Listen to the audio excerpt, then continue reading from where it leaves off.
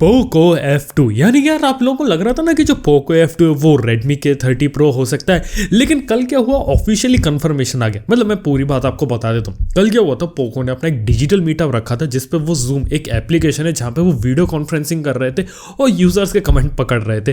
तो सबसे बड़ी जो कमेंट था, जो सबसे बड़ा सवाल था उस मीटअप के अंदर, तो वो ये था कि पोको F2 का क्या, पोको F2 कब देखने को मिलेगा। पोको X2 तो देख लिया, F2 की बारी क्या। तो उन्होंने बताया कि पोको F2 आएगा 2020 में ही आएगा। और जो leaks rumours Redmi K30 Pro के निकल रहे हैं ना, वो बिल्कुल गलत है। Redmi K30 Pro जो है ना, वो बिल्कुल भी पोको F2 होने नहीं वाला। आप ये बात मान के रखिए कि ऐसा बिल्कुल भी नहीं होने वाला। केवल जो पोको F2 ना, वो बिल्कुल एक ब्रांड न्यू फोन होगा। ऐसा फोन आपने पहले देखा नहीं होगा। और ये जो फोन है ना, इसी साल मतलब कुछ महीनों के बाद आपको देखने को मिलेगा। तो मेरे को पर्सनली लगता है कि आपको शायद सितंबर, अक्टूबर या फिर अगस्त में देखने को मिल सकता है, क्योंकि जो पोको F1 था ना, वो भी अगस्त 2018 को लॉन्च हुआ था। तो ये अगस्त है, उसके बाद ही देखने को मिलेगा। और इसके बाद बताया उन्होंने कि Redmi K30 Pro के अंदर वो फीचर्स नहीं जो पोको F2 में चाहते, इसलिए वो नहीं थे। लेकिन Redmi K30 का क्या, Redmi K30 को उन्होंने पोको X2 बना के इंडिया में कैसे लेके आए, तो उसका मेन रीजन ये था कि जो Redmi K30 का जो 5G वर्जन है ना, Redmi ने वो बनाया था। और पोको का एक आइडिया ये था कि एक ऐसा फोन बनाना जो कि 4G और उसके अंदर ये स्पेसिफिकेशन हो जो आपको Redmi K30 में देखने को मिल रही है। तो Redmi ने सोचा कि हम Redmi K30 का एक 4G वर्जन भी बनाते हैं, और वो स्पेशली पोको के लिए बनाया गया था। इसीलिए पोको जो है ना, वो पोको X2 बना के उसे इंडिया में लेके आई थी। और इसका मतलब ये नहीं है कि जो पोको F2 होगा वो Redmi K30 Pro होगा। ये सारे रूमर्स गलत हो जाते हैं और कंफर्मेशन मिल गई, कुछ नहीं होने वाला ऐसा है। तो देख के काफ़ी अच्छा लगा। और जो पोको है ना, वो काफ़ी अच्छे तरीके से काम कर रही है, बहुत ही फूक के कदम रखना चाहती है। वो कोई जल्दीबाजी में कोई गलत चीज़ नहीं करना चाहते। यहाँ तक कि उस जो वीडियो कॉन्फ्रेंसिंग और ये जो डिजिटल जो मीटअप हो रहा था ना, उसमें लोगों ने पूछा था कि ट्रोलिंग क्यों करते हो, तो वो कह रहे थे कि वो लोग ट्रोलिंग नहीं करते, लेकिन वो अपने प्रोडक्ट को कंपेयर करते हैं और सामने सीधे जाके एक्सप्लेनेशन बनाते हैं, और अनइंटेंशनली वो ट्रोलिंग बन जाता है। तो देखा जाए तो ये रीज़न है। लेकिन देखा तो पोको काफ़ी अच्छा काम कर रही है और काफ़ी बढ़िया और अलग अलग प्रोडक्ट्स देखने को मिल रहे हैं। और एक ये छोटा सा हिंट मिला कि शायद से आपको बहुत ही जल्दी, यानी कि 1-2 महीनों के अंदर पोको के अंदर कोई दूसरा फ़ोन देखने को मिल सकता है। क्या पता वो कोई पोको X2 Pro हो जाए। वेल, कुछ कंफर्मेशन नहीं है, लेकिन पोको के है ना, इस साल आपको मल्टीपल फोन्स देखने को मिलेंगे और बहुत ही ज़्यादा अच्छा करने वाली है। और MIUI के अंदर और ज़्यादा फीचर्स इंप्लीमेंट करते रहेंगे। जो पोको का जो लॉन्चर है उसमें भी और एडिशनल इंप्रूवमेंट्स होते रहेंगे। तो देखा तो पोको काफ़ी अच्छा काम कर रही है। और इसके साथ ही एक और काफ़ी इंटरेस्टिंग बात पता चली, वो ये थी कि आने वाले समय में आपको पोको के ट्रू वायरलेस ईयरफोन्स देखने को मिलेंगे। अब कुछ समय पहले जो पोको के हेड है सी मनमोहन, तो उन्होंने ट्विटर पे पोल रखा था और वहां पे उन्होंने पूछा था कि पोको के और कौन से प्रोडक्ट देखना चाहते हो। तो वहां पे उन्होंने बताया था लोगों ने कि TWS यानी ट्रू वायरलेस ईयरफोन्स वो देखना चाहेंगे। तो जो TWS या ट्रू वायरलेस ईयरफोन्स है, जैसे आपको रियलमी के देखने को मिलते हैं ना, ऐसे आपको Xiaomi में अभी तक इंडिया में देखने को नहीं मिलते। तो पोको है ना, वो अपने ब्रांडिंग के अंदर ये वायरलेस ईयरफोन्स को बहुत ही जल्द लॉन्च कर सकता है। वेल, जल्दी तो नहीं, लेकिन ये चीज़ आने वाली है और आने वाले समय आपको देखने को मिलेंगी। यानी कि आपको ट्रू वायरलेस ईयरबड्स होते हैं ना, देखने को मिलेंगे।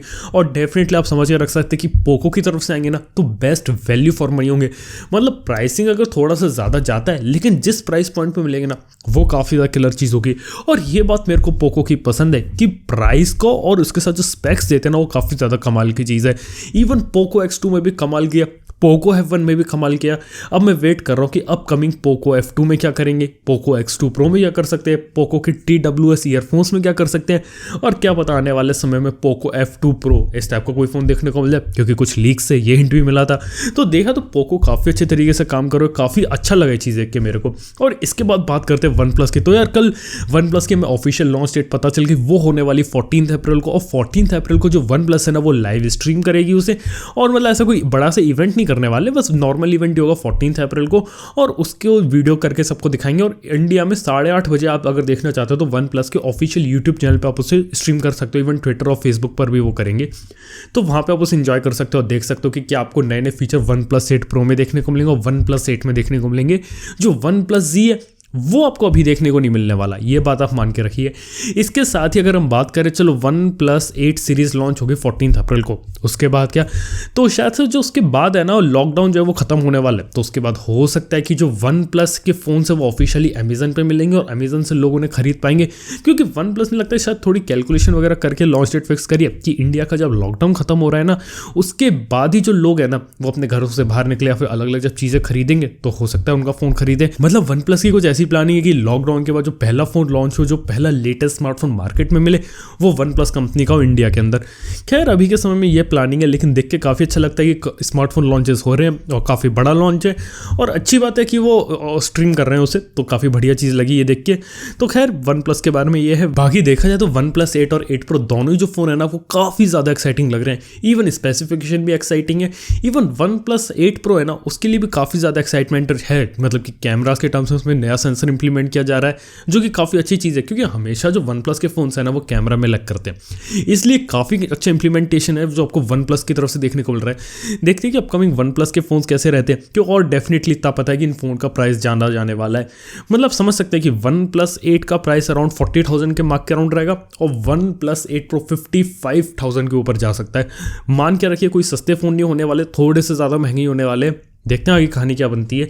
और अगर इसके बाद आके बात करें एप्पल के बारे में ना, तो एप्पल के iPhone 9 से रिलेटेड काफ़ी अच्छी न्यूज़ है। वो ये है कि अपकमिंग, मतलब कि आज रात को आपको देखने को मिल सकता है iPhone 9 का लॉन्च, या फिर कल आपको देखने को मिल सकता है। कुछ ऐसे हिंट्स देखने को मिले हैं, क्योंकि आईफोन जो है ना उसके जो केसेस होते हैं iPhone 9 के, वो ऑलरेडी काफ़ी जगह स्टोर्स में अवेलेबल हैं और आज कल में इसका जो ऑफिशियल लॉन्च है ना वो देखने को मिल सकता है। मतलब ये लीक न्यूज़ निकल के आई, हो सकता है कुछ दिन बाद भी देखने को मिले, लेकिन ज़्यादा प्रोबेबिलिटी है कि 1-2 दिन के अंदर ही आपको iPhone 9 का लॉन्च देखने को मिल सकता है। हो सकता है अप्रैल फूल जो को कोई जानता नहीं, क्योंकि 1 अप्रैल है कल। देखते हैं आगे कहानी क्या बनती है, लेकिन iPhone 9 बहुत ही जल्दी आने वाला है अप्रैल में। मतलब एप्पल पूरी तरीके से फोकस इस प्रोडक्ट को निकालने के लिए। मतलब ये जो लीड इन्फॉर्मेशन है ना, वहाँ से पता चला कि एप्पल का जो iPhone है ना वो पूरी तरीके से तैयार है और एप्पल उसे कभी भी ड्रॉप कर सकती है। मतलब कंप्लीटली फ़ोन रेडी है, बस उसे मार्केट में निकाल दो। जैसे भी उन्होंने अपना iPad Pro और MacBook Air अनाउंस किया ना, ठीक वैसे ही एकदम से आपको iPhone 9 देखने को मिल जाएगा। खैर अगर iPhone 9 लॉन्च होता है तो ऑफिशियली वो इंडिया में भी आएगा। इंडिया में इसकी प्राइसिंग वगैरह जो भी रहती है उसके बारे में हम आगे चल के बात करेंगे और ये भी पता लगाएंगे कि जो नया iPhone है खरीदने लायक है या बिल्कुल भी नहीं है। और इसके बाद अगली जो न्यूज़ है ना वो है LG की तरफ से। यानी कि LG के फोन्स आपने देखे इतना ज़्यादा अच्छा कमाल नहीं कर पाते, हमेशा ऊपर नीचे होते रहते हैं। तो जो LG की जो फ्लैगशिप लाइनअप थी LG G सीरीज़, वो से ड्रॉप करने वाली है और LG G सीरीज़ की बजाय वो थोड़े मिड रेंज वाले जो फोन्स होते हैं ना उन पर फोकस करेगी। जैसे स्नैपड्रैगन 765 प्रोसेसर का यूज़ करके जो फोन्स देखने को मिलेंगे उस पर, ना कि जो स्नैपड्रैगन 865 वाले फोन्स हो गए। ये काफ़ी इंटरेस्टिंग न्यूज़ मिली, क्योंकि LG की जो G सीरीज़ थी ना वो काफ़ी ज़्यादा पॉपुलर थी एक टाइम में। धीरे धीरे उसमें काफ़ी इनोवेशन देखने को मिलते थे, नई नई टेक्नोलॉजी देखने को मिलती थी। इवन LG G5 ने तो मॉडुलर फोन के कंसेप्ट को भी इंट्रोड्यूस किया था, लेकिन अब पता नहीं क्या हो गया। लेकिन लग रहा है कि जो LG है ना वो मार्केट में वो चल नहीं पा रही, फेल हो रही है और लगातार उसके जो प्रोडक्ट्स हैं ना मार्केट में बिक नहीं रहे। तो हो सकता है कि इसका एक मेन रीज़न है कि फ्लैगशिप फोन बनाने की बजाय एक मिड रेंज पर फोकस करते हैं और पूरी स्ट्रेटेजी चेंज करते हैं। शायद ये कुछ प्लानिंग है LG का, शायद ऐसा कुछ प्लान शायद HTC वगैरह का भी हो सकता है, क्योंकि वो कुछ भी ऐसा कर रहे हैं। इवन कुछ खबरें हमने ऐसी भी सुनी थी कि हो सकता है गूगल पिक्सल भी आपको ऐसे ही देखने को मिले, यानी कि जो नया Pixel 5 होगा उसके अंदर भी स्नैपड्रैगन 865 की बजाय जो गूगल है वो 765 को चूज करे।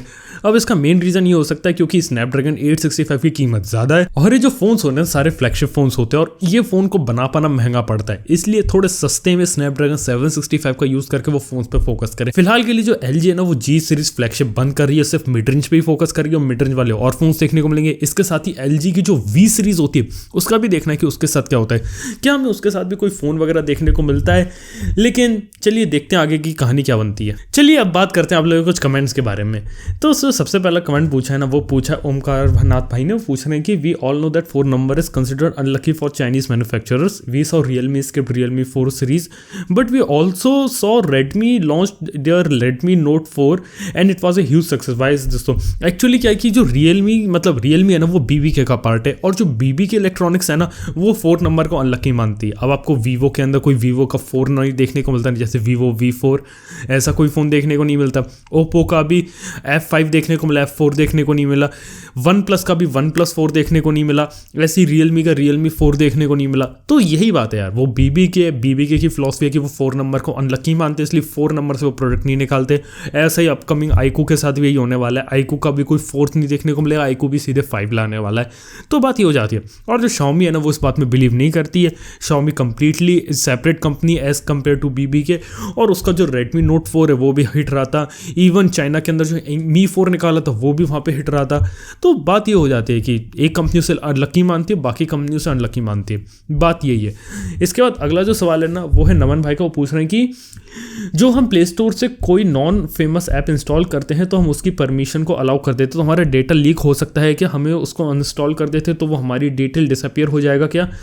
तो आपके सवाल का आंसर दे देता हूं मैं कि प्ले स्टोर से जब आप नॉन फेमस ऐप करते हो तो उसके अंदर परमिशंस आती है कि आपको कौन सी देनी, की कॉल देनी है, कॉन्टैक्ट्स की परमिशन देनी है, कोई सी भी अगर आप परमिशन देते हो तो वो जो ऐप है ना वो अपने जो सर्वर होता है वहाँ पे वो भेज देती है। जैसे कॉन्टैक्ट्स आपने अगर अलाउ कर दिया उस ऐप को देखने के लिए तो आपके मोबाइल फ़ोन के जो कॉन्टैक्ट्स है ना वो बाहर भेज देगा अपने सर्वर पे और वहाँ पे वो स्टोर करके रख सकते हैं। अब उसकी प्राइवेसी पॉलिसी वगैरह में लिखा रहता है कि वो एग्जैक्टली यूज़ कैसे करेंगे उस चीज़ को और उसका अगर वो यूज़ करना है तो करेंगे कैसे। और डेफिनेटली अगर वहाँ पे कोई हैकिंग वगैरह होती है तो वहाँ से डेटा लीक हो सकता है आपका, यानी कि आपके कॉन्टैक्ट जो उस सर्वर पे पहुँचे वो उसके साथ प्रॉब्लम हो सकती है। और अगर आप ऐसी ऐप को अनइंस्टॉल कर देते हो तो आगे चल के आप जो कोई नया कॉन्टैक्ट वगैरह ऐड करोगे ना तो वो उस ऐप के साथ शेयर नहीं होगा। तो ये कहानी रहती है। अगर इसी के साथ अगर आपको लगता है कि ऐप इंस्टॉल अगर आप कर दो तो आपको जो वहाँ पे जो डेटा है वो डिलीट हो जाएगा, ऐसा भी नहीं होने वाला।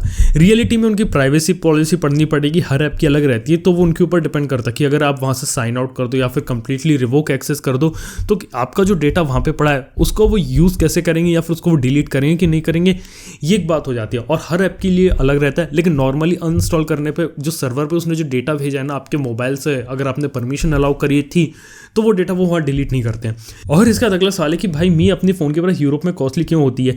यार इसका मेन रीज़न है कि यूरोप के अंदर टैक्सेस वगैरह ज़्यादा है, वहाँ पे मतलब ब्रेक्जिट वगैरह चल रहा था और भी काफ़ी सारी चीज़ें चलती है, इसलिए वहाँ पे उनकी जो कीमत है वो ज़्यादा हो जाती है as compare to US. US में थोड़ी चीज़ सस्ती मिलती है, यूरोप में थोड़ा महंगा मिलता है। इवन यूएस में आईफोन थोड़ा सस्ता मिलेगा, यूरोप में थोड़ा महंगा मिलेगा। और इस Xiaomi के साथ बात ट्रू नहीं है, एप्पल, सैमसंग सबके साथ ऐसा ही कहानी है। और उसके बाद बोला कि एनटीजी ने कहा था कि जब हम फ़ोन को सेटअप करते तो उसमें अपनी कंट्री को जगह यूके भरते हैं तो क्लीन होता है अपने फ़ोन को, क्या हुआ है, ये ट्रू है?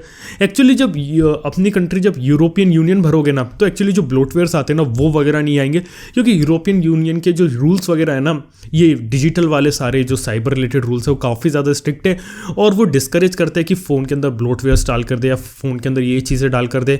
ये काफ़ी अलग अलग चीज़ें पड़ती है, इसलिए अगर आप यूरोपियन यूनियन सेलेक्ट करते हो तो काफ़ी सारी ऐप्स को जो परमिशन होती है वो डिफ़ॉल्ट में एक्सेस नहीं दी जाता, पहली चीज़ तो ये है। और काफ़ी सारे जो ब्लोटवेयर्स हैं ना वो ऑटोमेटिकली इंस्टॉल नहीं होते, तो इसलिए शायद कहा होगा, तो बात ये हो जाती है।